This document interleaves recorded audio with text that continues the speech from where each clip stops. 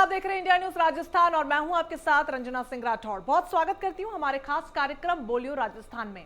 अलवर में फरियाद लेकर आई महिला के साथ थाने में 3 दिनों तक दुष्कर्म करने का हैरान कर देने वाला मामला सामने आया। मामले में महिला ने थाना उप निरीक्षक पर 3 दिन तक दुष्कर्म करने का आरोप लगाया। तो वहीं मामले में कार्रवाई के बाद आरोपी उप निरीक्षक को सस्पेंड कर दिया गया है। तो वहीं डीएसपी को एपीओ किया गया है। साथ ही 18 पुलिसकर्मियों को लाइन हाजिर भी किया गया है। आज हमने इसी मुद्दे पर प्रदेश के अलग अलग जगहों पर जाकर लोगों से उनकी राय जानी। क्या कुछ लोगों का कहना है वो हम आपको सुनवाएंगे, लेकिन राजधानी जयपुर में लोग क्या कहते हैं, हमारे सहयोगी ध्वज आर्य वहां पर पहुंचे, लोगों से बातचीत की और उनकी राय जानी। आपको सुनवाते हैं। आमजन में विश्वास का दावा करने वाली राजस्थान की पुलिस और आमजन की रक्षा का दावा करने वाली राजस्थान पुलिस का एक शर्मनाक चेहरा सामने आया है। ये जो अलवर की जो घटना हुई है, जहां पर एक थानेदार ने एक महिला जो कि न्याय मांगने के लिए उसके पास पहुंची थी, थाने में न्याय की फरियाद लेकर उसके पास पहुंची थी और उसी महिला से दुष्कर्म की वारदात को अंजाम दिया। ये एक शर्मनाक कर देने वाली जो घटना राजस्थान पुलिस का एक चेहरा सामने आया है। तो हालांकि उसके बाद जब मीडिया में ये सारी खबरें आई, उसके बाद में जो पुलिस के आला अधिकारी हैं वो पूरी तरीके से हरकत में आए और जो है कई जो पुलिसकर्मी हैं उन्हें सस्पेंड किया गया है। उसके साथ साथ में कई पुलिसकर्मी हैं उन्हें जो है लाइन हाजिर किया गया। लेकिन उसके साथ साथ में क्या ये जो सजा इन्हें दी गई है ये काफ़ी है? कुछ लोग हैं हमारे साथ में, इनसे जानते हैं। सर, एक बड़ी शर्मनाक घटना हुई है, पुलिस का एक नया चेहरा सामने आया। इस तरीके की जो घटना है ये संभवतः राजस्थान में पहली बार हुई है कि थाने के अंदर ही महिला के साथ में दुष्कर्म हुआ है। दो जी, ये शर्मनाक ही नहीं, इसकी जिन शब्दों में निंदा की जाए मेरे ख्याल से वो शब्द कम होने चाहिए। राजस्थान के इतिहास में ये पहली बार हुआ है कि रक्षक ही भक्षक बन गया, रक्षक भक्षक बन गया। और ऐसी स्थिति है कि थाने के अंदर रिपोर्ट दर्ज कराने वाली महिला के साथ में 3 दिन थाने में रोक के और 3 दिन लगातार उसका बलात्कार किया गया। ये कितनी शर्मनाक चीज है।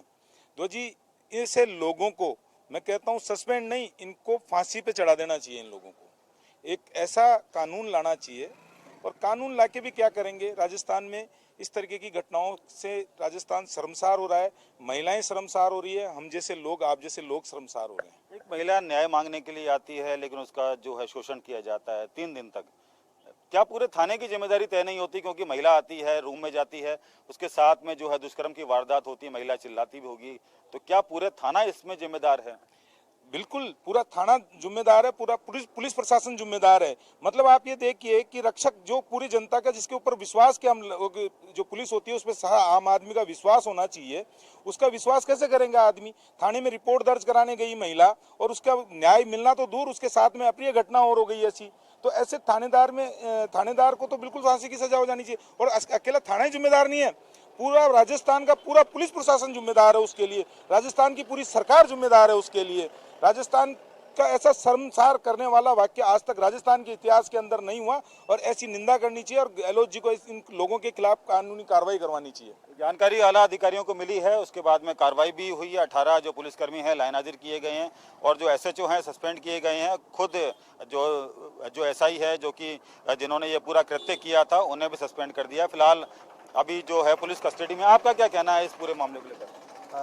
देखिए ध्रुव जी, मेरा यही कहना है, जैसा कि भाई साहब ने बताया, अभी मैं उनकी बात से बिल्कुल सहमत हूँ कि राजस्थान सरकार को जल्द से जल्द सो के जागना चाहिए। उनको इस पूरे मुद्दे को देखना चाहिए, पूरे घटनाक्रम को सोचना चाहिए और एक कठोर नियम इन ऐसे भ्रष्ट आला अधिकारियों के लिए, ऐसे भ्रष्ट पुलिस अधिकारियों के लिए लाना चाहिए।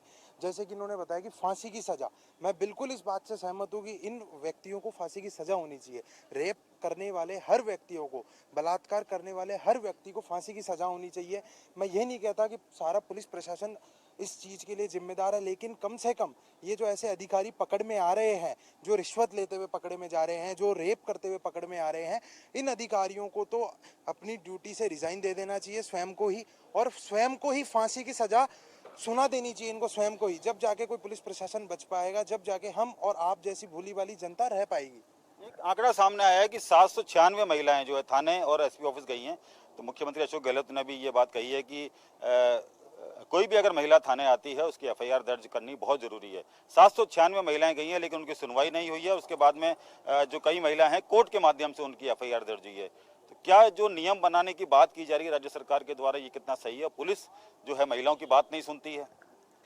देखिए, राज्य सरकार तो स्वयं खुद ही पुलिस से मिली हुई है। राज्य सरकार की खुद की ही पुलिस प्रशासन जो है वो राज्य सरकार के खुद के हाथों में है। राज्य सरकार जैसा चाहती है वैसा पुलिस प्रशासन को चलाती है। राज्य सरकार को खुद को पता है कि वहाँ पर रेप हो रहा है, तो भी आप उसके ऊपर कोई कठोर कार्रवाई नहीं कर रहे हैं, उसको बैठा के रख रहे हैं, लाइन हाजिर कर रहे हैं, तो इस तरीके से नहीं चलता है। रही बात मुख्यमंत्री जी की, मुख्यमंत्री जी ने खुद ने कहा था कि प्रदेश की हर महिला, हर बच्ची मेरी बेटी है। तो आज उनकी बच्ची, उनकी महिलाओं के साथ, उनकी बेटियों के साथ इस तरीके का जब दुष्व्यवहार हो रहा है, तब वो क्यों सो रहे हैं, क्यों नहीं आते हैं? राहुल गांधी जी क्यों नहीं आ रहे हैं? जब आप अलवर के अंदर रेप हो रहा है, राहुल गांधी जी, प्रियंका गांधी जी जगत में जाते हैं, यहाँ क्यों नहीं आ रहे हैं? यहाँ क्योंकि उनकी सरकार है, मिलीजुली सरकार है उनकी सबकी। यह सब उनकी ढिलाई से हो रहा है। कोई नियम नहीं बन रहा है, सिर्फ फालतू की बातें बनाए जा रहे हैं। राजस्थान राज्य की जनता को पागल बनाया जा रहा है। आरोपी के खिलाफ जो कड़ी कार्रवाई होनी चाहिए, आपका क्या कहना है? इस तरीके की जो वारदात हुई है, ये एक शर्मनाक घटना हुई है। देखो, जो भाई साहब ने बताई है वो बहुत अच्छी चीज़ बताई है कि उनको फांसी की सजा होनी चाहिए, लेकिन जो उनके पीछे जो लगे हुए हैं, जो सरगना है, जो उन्होंने काम किया, उनको टर्मिनेट करना चाहिए। उनको तो टर्मिनेट करना चाहिए, कोर्ट में नहीं जाए वो, उनकी कोर्ट सुनेगा ही नहीं, और उसको फांसी दी जाए। निश्चित तौर पर कड़े कानून बनाने की बात कही जा रही है। कई आला अधिकारियों को जब इस बारे में पता पड़ा, हालांकि ये घटना पहले छुपाई जा रही थी, जब लोगों को पता पड़ा, ये पीड़िता लगातार चक्कर लगा रही थी, अधिकारी सुन नहीं रहे थे, लेकिन मीडिया में आने के बाद अधिकारी जो है पूरी तरीके हरकत में और ये कड़ा एक्शन लिया है। तो क्या इस तरीके की जो घटना है उसमें क्या करना चाहिए? ध्रुव जी, ये पहली बार नहीं हुआ अलवर में। अगर आपको याद हो तो 1 साल पहले लोकसभा चुनावों के अंदर भी इसी तरीके से रेप से पीड़ित महिला थाने के अंदर गई थी और उसकी रिपोर्ट दर्ज नहीं की गई थी। उसके बाद में मीडिया के अंदर रिपोर्ट आने के बाद में उसकी जो है वो सुनवाई की गई थी। अभी कुछ समय पहले आपको ध्यान होगा, राजस्थान के मुख्यमंत्री अशोक गहलोत जी ने विधानसभा में खड़े होकर एक चीज वक्तव्य दिया था। उन्होंने कहा था कि राजस्थान के अंदर अपराध का ग्राफ इसलिए ऊपर जा रहा है क्योंकि हम हर व्यक्ति, हर प्रत्येक नागरिक की थाने के अंदर FIR दर्ज कर रहे हैं। इसका जीता जागता एग्जाम्पल आप देख लीजिए। ये बिल्कुल अशोक गहलोत जी ने खड़े होकर विधानसभा में गलत वक्तव्य दिया। थानों के अंदर किसी की FIR दर्ज नहीं होती है, कोई सुनवाई नहीं होती है जब तक कि मीडिया के अंदर हाईलाइट नहीं हो जाते ऐसे मामले, जब तक आम आदमी को न्याय मिलने की संभावना नहीं है। अगर राजस्थान में तीसरा स्तंभ मीडिया अगर अपना काम सही ढंग से नहीं करता तो ये भी आपको सूचना कागजों में दफन होकर रह जाती। एक चीज। दूसरी चीज मैं ध्रुव जी ये कहना चाहता हूँ कि राजस्थान के जो गृह मंत्री हैं माननीय अशोक गहलोत जी हैं, उनको इसकी पूरी जिम्मेदारी लेनी चाहिए। थाने को लाइन हाजिर करने से नहीं होगा, ये पूरा थाना सस्पेंड होना चाहिए और ये पूरे थाने के एक एक अधिकारी, एक एक आदमी और DSP SP भी जेल जाने चाहिए। ये इतनी छोटी घटना नहीं है, ये राजस्थान की आत्मा से जुड़ा हुआ है और आत्मा को झंझोरने वाली घटना है। ये मामूली घटना नहीं है। पूरा थाना सस्पेंड होना चाहिए, पूरा SP सस्पेंड होना चाहिए और इन सब के ऊपर जो है केस दर्ज होना चाहिए। तो आक्रोश है इस घटना को लेकर जनता के बीच में, और जनता का ये कहना है, जो आमजन का कहना है कि इस घटना को लेकर, ये जो घटना सामने आई है अलवर की, ये काफ़ी शर्मनाक घटना है और जो पुलिसकर्मी है इन पर कड़ी से कड़ी जो कार्रवाई की बात इन्होंने की है, रेस्टिकेट करने की बात की है कि पूरी तरीके से नौकरी से उन्हें हटाया जाए। इस तरीके की जो घटना जो है शर्मनाक कर देने वाली घटना हुई है। तो फिलहाल अब देखने वाली बात होगी कि राज्य सरकार इसको लेकर कितने कड़े एक्शन लेती है। सहयोगी गिरीश के साथ ध्वज, इंडिया न्यूज। तो वहीं बीकानेर में हमारे संवाददाता भवानी जोशी ने इस मुद्दे पर महिलाओं से खास बातचीत की। महिलाओं ने इस पर क्या कुछ कहा, आपको वो सुनवाते हैं। जब थाने पर जाती है अपनी आप बीती बताने के लिए, थानेदार द्वारा उसको जो है सुनवाई न करके उसके खिलाफ जो है दुष्कर्म जैसी हरकतें कर देता है। उसको लेकर आज बीकानेर की कुछ महिला छात्रा मेरे साथ है, बात करते हैं। अलवर जैसे घटनाक्रम हुआ, आप क्या मानते हैं? देखिए, जो अलवर का जो मामला है वो पूरी तरह से मैं बताऊं कि बिना किसी राजनीतिक शय के किसी भी SHO, डिप्टी जो चाहे कोई भी लेवल का अधिकारी है उसका बिना किसी राजनीतिक शय के ये हो ही नहीं सकता है। हमने तो कल भी अंतर्राष्ट्रीय महिला दिवस के अवसर पर ये आह्वान किया था कि राज्य और केंद्र सरकार, दोनों ही सरकारें महिला सुरक्षा में पूर्णतया विफल हैं, क्योंकि ये अपने बजट में भी महिलाओं से जुड़ी हुई जितनी भी योजनाएं होती है, महिला सुरक्षा की जितनी भी जो स्कीम्स है उसमें कटौती करती है। तो ये निश्चित रूप से ये परिणाम तो आने ही हैं। तो ये बहुत ही गलत है और इसके खिलाफ जो है आक्रोश भी है। और मैं एक संगठन की पदाधिकारी होने के नाते हम इस पे अलवर में एक्शन भी ले रहे हैं अखिल भारतीय जनवादी महिला समिति के द्वारा। आप क्या मानते हैं? अलवर की जो घटना हुई है उसको लेकर क्या मानते हैं? ये बहुत ही शर्मनाक और दर्दनाक है, सभी को हिलाने वाली है पुरुषों को यह सोचना चाहिए कि हमारे घर में माँ बहनें भी हैं। एक पद पे धारण करने के बाद उससे इतना कम कर्तव्य मूड नहीं होना चाहिए और महिला को एक खिलौना ना समझे। वह देवी है, नारी शक्ति है, उसका सम्मान करे, उनकी रूह कांपनी चाहिए इस तरह की दर्दनाक घटनाएं कारित करते समय।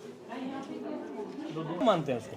देखिए, पहली बात तो ऐसी घटना होना ही अपने आप में बहुत ही ज़्यादा दंडनीय है, क्योंकि जब आप अंतर्राष्ट्रीय महिला दिवस जैसा उत्सव सेलिब्रेट कर रहे हैं, जब वो चीज़ हो रही है और फिर जो बड़े बड़े पदाधिकारी हैं जो कि सबसे ज़्यादा जिम्मेदार नागरिक के तौर पे जाने जाते हैं, जो एक बड़ी पोजीशन पे बैठे हैं, जो इन्फ्लुएंस कर सकते हैं लोगों को, वो कुछ अच्छा करने की बजाय इतना घिनौना कार्य कर रहे हैं जिसकी मतलब आप बात करना तो छोड़िए, जिस पर बीती है उसके बारे में आपको सोचकर भी हम लोग कह सकते हैं रूह कांप जाती है। एक महिला होने के नाते मैं ये मानती हूँ कि उनको सख्त से सख्त सजा मिलनी चाहिए और इसको पॉलिटिकल एजेंडा ना बनाते हुए जो मतलब महिलाओं की सुरक्षा है उसके लिए बात करनी चाहिए, ना कि पॉलिटिकल एजेंडा बनाते हुए कि ये इस पॉलिटिकल पार्टी का इसको है ना सपोर्ट था या उस पॉलिटिकल पार्टी का सपोर्ट था। ये चीज़ें नहीं होनी चाहिए, इसके दौरान भी नहीं होनी चाहिए इस मुद्दे में। के खिलाफ किस तरह कानून होनी चाहिए? ये जो कानून है एकदम स्ट्रिक्ट होना चाहिए और उनके हमेशा मिलनी चाहिए। जो पुलिस की अब ट्रेनिंग कर रहे हैं उनके लिए हम जानते हैं कि हमारे साथ पढ़ रहा है वो हमारा भाई है, तो सब ऐसे जानते हैं। तो वो पुलिस वाले जो ट्रेनिंग कर रहे हैं उनके लिए भी शर्मनाक है कि हमारे डिपार्टमेंट में ऐसे सब कुछ हो रहा है, तो उनको एक्शन लेना चाहिए उन सबके ऊपर, डिप्टी के अंदर सबके ऊपर। अपनी सेफ्टी के लिए जिनके पास जाते हैं वही हमारे साथ अगर ऐसी हरकत करेंगे तो देश तो बिगड़ेगा और महिलाओं का वैसे भी सेफ होना गलत हो जाएगा। सबसे पहली बात तो ये, कभी भी कोई ऐसी घटना होती है तो हम कैंडल मार्च लेके और वो सारी बातें करते हैं, लेकिन उससे पहले कोई भी ये नहीं कहता कि कोई लड़की अगर जा रही है किसी रास्ते से तो 10 जने उसको छेड़ लेंगे, लेकिन कोई भी उस वक्त नहीं आता। लेकिन घटना के बाद में सब लोग आके अपनी अपनी राय से व्यक्त करते हैं जिसकी कोई हद नहीं। आज ये जो घटना हुई है उसमें कहीं ना कहीं हमारे समाज का, हमारे विचारों का और इन सब सारी हमारी सोच का दोष है, क्योंकि हमने महिलाओं को और लड़कियों को एक एसेट की तरह यूज करना स्टार्ट कर दिया है। ये नहीं कि महिला की एक इज्जत और उसकी आबरू को सारी चीज़ों के बारे में हमारे घर से ही, हम सबसे पहला शिक्षक तो ही हमारा घर होता है, हमारी माँ होती है। जब तक हम हमारे लड़कों को ही ये नहीं सिखाएंगे कि उनको इज्जत कैसे करनी है महिलाओं की, तो ये ऐसे सारी हरकतें होती ही रहेगी। इसलिए घर के अंदर सबसे पहले घर से ही स्टार्ट होती है सारी चीज़। इस तरह अत्याचार हो जो पुलिस कर रही है, क्या मानते हैं? मेरे ख्याल से ये बहुत ही गलत चीज़ है जो आज तक महिलाएं सहती आ रही हैं और ये अपने कानून में ही ये सब चीज़ें हो रही है, तो मेरे ख्याल से ये नहीं होनी चाहिए और इसके खिलाफ सख्त से सख्त कार्रवाई होनी चाहिए और ऐसे लोगों को सस्पेंड से भी ऊपर की सज़ा मिलनी चाहिए और कैंडल मार्चेज और ये सब नहीं होना चाहिए। कि महिलाओं का मानना है कि ऐसे लोगों के खिलाफ सख्त से कार्रवाई हो और उन्हें निलंबित न करके उनको बर्खास्त किया जाए। इंडियन न्यूज राजस्थान के लिए। तो इसी मुद्दे पर हमारे संवाददाता रवि मित्तल ने विराटनगर की महिलाओं से खास बातचीत की। महिलाओं ने क्या कुछ कहा, आपको वो सुनवाते हैं। प्रोग्राम में आज हम यहाँ की महिलाओं से जानेंगे कि जो अलवर ज़िले में घटना हुई है SHO के द्वारा पुलिस थाने में महिला के साथ दुष्कर्म, उसको लेकर इनकी क्या सोच है और ऐसे अपराधियों को क्या सज़ा मिलनी चाहिए। जो अलवर ज़िले में खेड़ली ग्राम में थाने में जो घटना हुई उसके बारे में आपका क्या कहना है? यह घटना अलवर जिले के खेड़ली में हुई है। यह एक अत्यंत निंदनीय अपराध है। यह पुलिस वालों के लिए नहीं है, समाज के लिए भी कलंक है।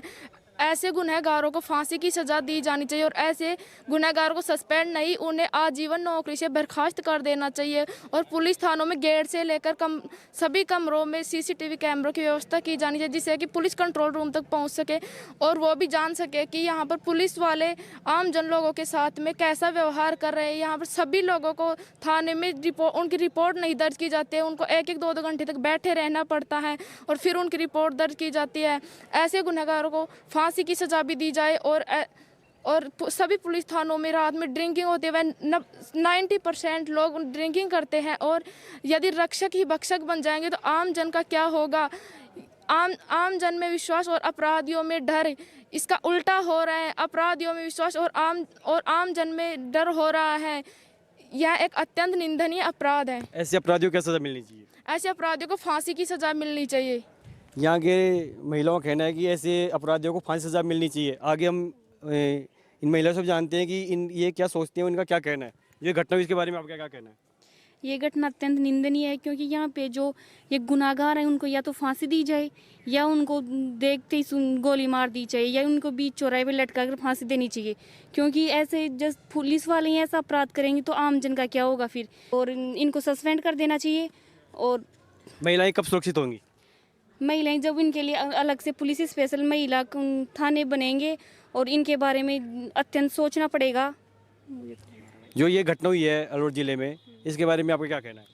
ऐसी घटना निंदनीय शब्द नहीं है इसके बारे में कुछ कहने के लिए। इन लोगों का कहना है, हमें बचपन से सिखाया जाता है कि पुलिस हमारी रक्षा करती है। कहाँ है वो पुलिस? कहाँ गए वो लोग जो हमें ये कहते थे कि हम आपकी रक्षा करेंगे, आपको न्याय दिलाएंगे? कहाँ गए वो लोग? उन सब ये एक सब इनका दिखावा है बाहरी तौर पे सब कुछ। मुख्यमंत्री जी कहते हैं कि वो हमारी रक्षा करेंगे, कहाँ हैं? और उनकी रक्षा बेटियां कैसे आगे बढ़ेंगी अगर वो ये ऐसे काम कर रहे हैं? उनके पुलिस वाले जो हमें ये कहते हैं कि हम आपकी रक्षा करेंगे, वो हमारे साथ ऐसा काम कर रहे हैं, भक्षक बन गए। उनका कहना है, उनका लोगो है कि आमजन में विश्वास, अपराधियों में डर। कैसा विश्वास है आमजन में? आमजन का विश्वास कहाँ गया? कहाँ गए वो पुलिस वाले जो ये कहते थे कि आप आगे बढ़ो, हम आपके हमेशा साथ हैं, रक्षा करेंगे? कहाँ जाएंगे आमजन? कहाँ जाएंगी महिलाएं? किसे कहेंगी अपनी दुख? किसके बारे में कहाँ करेंगी शिकायत वो, जब उनके साथ ऐसा अपराध हो रहा है? जो अलवर जिले में जो घटना हुई है, ऐसे अपराधियों को क्या सजा मिलनी चाहिए? फांसी भी उनके लिए कम होगी। सबक सिखाने के लिए उन्हें कड़ी से कड़ी सजा दी जानी चाहिए और चौराहे पे उनको लटका के उनको फांसी दी जानी चाहिए। महिलाओं का कहना है कि जहां एक तरफ पुलिस थानों के बाहर लिखा होता है कि आमजन में विश्वास और अपराधियों में डर, लेकिन उसका उल्टा हो रहा है कि अपराधियों में विश्वास और आमजन में डर। कब सुधरेगी ये प्रक्रिया? आगे हम जानते हैं, यहाँ के से खड़े लोगों से भी जानते हैं कि जो अलवर में घटना हुई है, इनके बारे में इनका क्या कहना है? देखिए, इस प्रकार की जो घटनाएं हैं वो ना किसी समाज के लिए बल्कि किसी क्षेत्र के लिए और पूरे देश के लिए भी निंदा का विषय है। और इस प्रकार के जो रक्षक ही जहां भक्षक बनते हैं तो उस देश में निश्चित रूप से, और स्पेशली नारी के खिलाफ जो ऐसे लोगों की सोच है, वो जब तक नहीं बदलेगी, जब तक हमारे देश का वास्तविक विकास नहीं हो सकता। और मैं ये कहूँ कि कहीं ना कहीं हमारे सिस्टम में, पुलिस के सिस्टम में कमजोरी है। पुलिस थाने में आए दिन लोगों को ले जा कर के जो वास्तव में ही जो कानून का उल्लंघन करते हैं, उन लोगों को सज़ा देने के बजाय उन लोगों को तो इनाम दिया जाता है। और जो वास्तव में कानून का दुरुपयोग करते हैं, कानून का मखौल उड़ाते हैं, उन लोगों को के खिलाफ कोई एक्शन नहीं लिया जाता है। पुलिस थाने में जब तक सीसीटीवी कैमरे ना लगाए जाएं और वाईफाई से जोड़ करके एसपी ऑफिस तक कंट्रोल रूम बनाया जाए इस प्रकार का कि कौन व्यक्ति आ रहा है, कौन पुलिस वाला क्या बात कर रहा है, कौन पीड़ित लोग के साथ कैसा व्यवहार कर रहा है, कौन न्याय दिलाने की कोशिश कर रहा है, कौन भ्रष्ट है, कौन इस प्रकार का आताई लोग हैं, ऐसे लोग ना केवल। तो वहीं अजीतगढ़ में भी हमारे सहयोगी ने इस मुद्दे पर छात्राओं से खास बातचीत की। छात्राओं ने इस पर क्या कुछ कहा, आपको सुनवाते हैं। आज वुमेंस डे है। ये वुमेंस डे सेलिब्रेशन करने की कोई ज़रूरत नहीं है। अगर हर दिन महिलाओं के साथ ये अत्याचार नहीं हो तो हम एक दिन तो सेलिब्रेशन कर लेते हैं, लेकिन दूसरे दिन भूल जाते हैं। लेकिन आज भी आज के दिन भी बहुत सारे लोग तो ऐसे भूल जाते हैं कि आज के दिन ये वुमेंस डे है तो महिलाओं के साथ अत्याचार ना करें। हर घर में माँ और बेटी होती है, जैसे घर में उसको सम्मान दिया जाता है वैसे समाज में भी दिया जाना चाहिए। 8 मार्च को विश्व स्तर पर महिला दिवस के रूप में मनाया तो जा रहा है, लेकिन देश में महिलाओं की सुरक्षा के लिए कुछ कड़े नियम, कुछ प्रावधान नहीं किए जा रहे हैं। जैसे आए दिन हम लोग देखते हैं कि देश में रेप जैसी घटनाएं घटित हो रही हैं। प्राचीन समय में तो नारी को देवी तुल्य माना जाता था। जैसे यत्र नार्यस्तु पूज्यन्ते रमन्ते तत्र देवता, जहाँ नारियों की पूजा होती है वहीं देवता निवास करते हैं। तो आज उन्हीं देवी तुल्य नारियों के साथ ऐसा अत्याचार क्यों? तो मेरा सरकार से यही निवेदन है कि वो कुछ ऐसे कड़े नियम, कुछ ऐसे प्रावधान बनाए जिससे कि ये घटनाएं ना हो। ऐसा लोग ऐसा करना तो दूर करने के बारे में सोच भी ना सकें। देश में महिलाओं के लिए परियोजनाएं तो चलाई जाती है, लेकिन उन तक नहीं पहुंच पाती है। बजट में अब की बार 3500 रुपये महिलाओं को दिए जाने की घोषणा की गई है, पर वो अभी तक भी महिलाओं तक नहीं पहुंच पाई हैं। और महिलाएं शिक्षा प्राप्त करने के लिए अगर बाहर जाती हैं तो समाज उन पर अंगुली उठाता है, और रोज़गार प्राप्त करने के लिए बाहर जाती है तो अपने को सुरक्षित महसूस नहीं कर पाती हैं। उनको अपनी सुरक्षा के लिए डर बना रहता है, इसलिए सरकार को उनकी सुरक्षा के लिए कठोर कदम उठाना चाहिए। वर्तमान समय में देश की जनसंख्या का 50% हिस्सा महिलाओं का है, लेकिन वास्तव में हम देखें तो 10% स्त्रियां ही कार्यशील है। अन्य स्त्रियों के पास कोई रोजगार के साधन उपलब्ध नहीं है। सरकार द्वारा स्त्रियों के लिए योजनाएं बनाई तो जाती है, पर उन तक सही सलामत पहुंच नहीं पाती है। मेरा सरकार से चैनल के माध्यम से यही निवेदन है कि जिस प्रकार महिलाओं की देश की जनसंख्या में महिलाओं का 50% हिस्सा है, उसी प्रकार रोजगार के साधनों में भी महिलाओं को 50% हिस्सा देना चाहिए।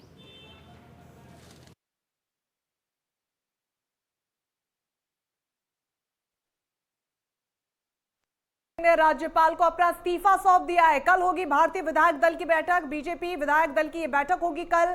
सभी विधायकों को देहरादून तलब किया गया है। ये बड़ी खबर आपको बता रहे हैं, जहां पर लगातार संभावनाएं इसको लेकर जताई जा रही थी। त्रिवेंद्र सिंह रावत ने मुख्यमंत्री पद से इस्तीफा दे दिया है। प्रेस कॉन्फ्रेंस की क्या रूपरेखा होगी, इसको भी हमें समझने की जरूरत है। मेरे साथ अतुल जुड़े हुए हैं और हमारे एक बड़े साथी पत्रकार महोदय भी जुड़े हुए हैं। मैं समझता हूं कि हम दोनों को, आयुष, जरा सा इस बात को समझना चाहिए कि आखिर अब जो नाम चल रहे हैं, चाहे धन सिंह रावत की बात करें हम, चाहे हम रमेश पोखरियाल निशंक की बात करें, चाहे हम सतपाल महाराज की बात करें, चाहे हम अजय भट्ट की बात करें, ये जो सारे नाम चल रहे हैं, इन नामों में अगर हम जातिगत समीकरण की बात करें, ब्राह्मण और राजपूत, ये दोनों जो है वो बेहद महत्वपूर्ण है उत्तराखंड की राजनीति के। और हमें ये समझना होगा कि इस गणित को जो साथ पाने में सफल होगा वही इस प्रदेश का मुख्यमंत्री बनेगा। और मैं आपको ये भी बता दूं कि एक नया फार्मूला ये भी दिया जा सकता है कि डिप्टी सीएम की भी एक कुर्सी तय की जा सकती है। ये भी बेहद महत्वपूर्ण है। और मैं ये बताना चाहता हूं कि अब जब इस्तीफे की प्रक्रिया हो गई है, आने वाले समय में त्रिवेंद्र सिंह रावत प्रेस कॉन्फ्रेंस करेंगे। बहुत बड़ी प्रेस कॉन्फ्रेंस नहीं होगी मुझे लगता है। और चलिए आगे बढ़ेंगे। वैर में हमारे सहयोगी हरदेव कटारिया पहुंचे, उन्होंने इसी मुद्दे पर खास बातचीत की। उनकी एक खास रिपोर्ट देखिए। अंतर्राष्ट्रीय महिला दिवस है। अंतर्राष्ट्रीय महिला दिवस जगह जगह मनाया जा रहा है। मैं यहाँ इस समय मौजूद हूँ भरतपुर जिले के भुसावर उपखंड मुख्यालय पर स्थित श्री आर्य महिला विद्यापीठ संस्थान में। यहाँ आज महिलाओं के अधिकार और उनके सरकार के द्वारा जो चलाई जा रही योजना है उनके बारे में चर्चा करने के लिए यहाँ में खड़े हुए हैं। और मैं बात करता हूँ जागरूक जो शिक्षाविद महिलाएं कि वो क्या कहना चाहेंगी। आप महिलाओं का आप सशक्तिकरण कार्यक्रम चल रहा है, आप इसके बारे में क्या कहना चाहेंगे? देखिए, जहाँ तक मेरे अपने विचार हैं कि हमारे यहाँ महिलाएं शुरू से ही सशक्त थीं और संविधान ने उनको इतना सशक्त बना दिया है कि वो अगर अपने अधिकारों के प्रति सजग रहें तो शायद उनका शोषण कोई भी नहीं कर सकता, क्योंकि कानून हमें इतनी बड़ी शक्ति देता है। और मैं ये बात बहुत गर्व से कहती हूँ कि एक पुरुष घर चलाता है, महिलाएं तो दुनिया चलाती है, इस दुनिया को बनाने वाली महिलाएं। तो मैं तो मानती हूँ कि महिलाएं सशक्त हैं। तो इसलिए ये कहना कि महिलाओं की सशक्तिकरण के कार्य कानून हमारे लिए बहुत शक्तियाँ दे रहा है, निर्भर करता है कि हम उनका कितना प्रयोग कर रहे हैं। अगर हम सजग रहेंगे तो हमारा शोषण कोई भी नहीं कर पाएगा। तो ये राष्ट्रीय दिवस, इसका मैं सम्मान करती हूँ और आज गर्वान्वित महसूस करती हूँ कि कम से कम एक दिवस इस जननी को एक महिला के रूप में जो मिला है उसके लिए मैं सलाम करती हूँ अपने आप क्या कहना चाहेंगे? महिलाओं पर अत्याचार हो रहे हैं, कैसे रुकावट होना चाहिए, क्या क्या विचार है आपका कहने का? पहले तो महिलाओं को मतलब शक्ति प्रदान अपने आप में ज्ञान होना चाहिए। कहीं पे जैसे गुनाह हो रहा है तो उसको रोकना चाहिए। आप बोले क्या कहना चाहेंगे? मैं यही कहना चाहूँगी कि महिलाओं को अधिकार जो दिए जा रहे हैं या दिए गए हैं उनका सशक्ति मतलब पूरी तरह से पूरे नियमों से उनका पालन होना चाहिए, जिससे महिलाओं की सुरक्षा हो सके और महिलाएं अपने अपने क्षेत्रों में आगे बढ़ सकें। सरकार के द्वारा महिलाओं के लिए विभिन्न प्रकार की योजनाएं बनाई जा रही हैं, ये कहाँ तक कारगर सिद्ध हो रही हैं?